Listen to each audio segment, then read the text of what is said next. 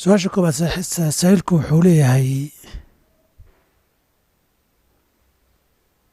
maxay diintu ka qabtaa in loo guuro ama la dego dalalka ama waddamada gaalada ah iyadoo aanay baahi jirin. su-aasha jawaabteeda waxaa weeye asal ahaan markii goob la degayo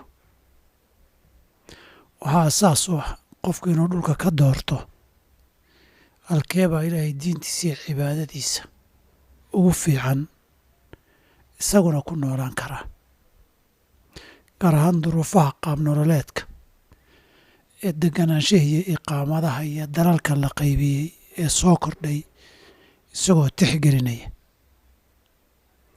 ilaan qofku khiyaarkii meeshuu raba isagama degi karaa hadda sida duruufta aan ognahay ee dunida sida loo qaybqaybiyey xuduudaha loo sameeyey. dhulka guud ahaan wuxuu ku kala fiican yahay sida cibaadada ilaahay in lagu guto iyo cid ilaahay cibaadadiisa kugu kaalmaynaysa ugu kala fiican yahay, wuxuuna u kala xun yahay sida looga kala fog yahay cibaadada ilaahay fitankuna ugu badan yihiin. taasi waa qaacidada asaaska ah ay ka farcantay waddan gaalo iyo waddan muslim. waddan muslim waxaa la filaayay waa dad muslim oo kula cibaadaysanaya, muslimnimaduna aynay ciriiri iyo cadaadis ahayn, ilmahaaga iyo ubadkaaga iyo dadkaaguna ay ku korayaan. haddaba haddii aynan jirin baahi waddan gaala loo aado ama deris loola noqdaaye qofka waxaa laga doonayaa inuu dadka muslimka ah la noolaado, waddanka muslimka uu joogi kara ee anfacayana uu joogo. masalada gaalada waddankooda markaa in la tagaaye xaaraan iyo xaaraantinimo la'aan saamaynta ujeeddada loo tagayo bay ku xidhan tahay. mar xaaraan bay noqon kartaa, mar mubaax bay noqon kartaa, marna sunnay noqon kartaa. isagu ma baahna, laakiin haddii meeshaa dacwo looga baahan yahay, dad muslim loo tegay in la badbaadiye la rabo, uu tegaya dadkan gaalada dacwo iyo diin inuu gaarhsiiyo fursado ka arkayo, baahida dadku ay ku qiimeeyaane adduun ma aha, laakiin dacwona waa loo aadi karaa. haddii loo tegaya sidaas sunno wanaagsan weeye.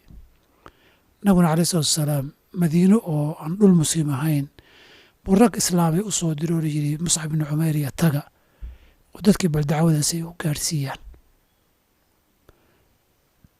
waxay noqon kartaa xaraam haddii uu isagii ku fitnoobayo, ilmihii reer uu geeya ku fitnoobayaan, markaasoo kalena xaaraan bay noqonaysaayo qofku meelaha fitanka diintiisa iyo isaga iyo dadkiisa fitnaynaya inuu taga lama ogola.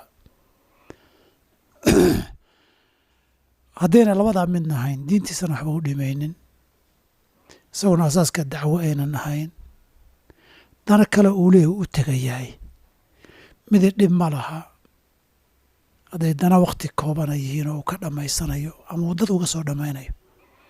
haddayna wax dana uu ka soo dhammaysanaya jirin ma fiicna, laakiin ma xaaraan baa laba arrimood bay ku xiran tahay. xadiidku ma ansaxay laa tataraa naaraahumaa, ma ansaxay mise ma ansixin. haddii la yidhaha ka xadiid ahaanu ma ansixin, masaladii taxriimkaee ku salaysnayd way daciifaysaa. haddii wuu ansaxay la yidhaahdo xukumka hijrada ahaa ee laa tataraa naaraahumaa ahaa ma baaqiba mise waa mansuukh, masale khilaafiya mashhuura bayna ahli ilcilmi ah. xadiid kale oo xadiidkan macnihiisa gudanaysa marka la eega aniga waxaa ila raajixa in qofku aynan bannaanayn inuu dhulkaa gaalada u guuro oo uu dego, laakiin waxaan la qarin karin oon la inkiri karin in masaladu masale khilaafiya ay tahay haddii aan qofkii fitan uu fitnoobayo daahir oo muuqdoos ka baqayahay aanay jirin. bilahi towfiiq.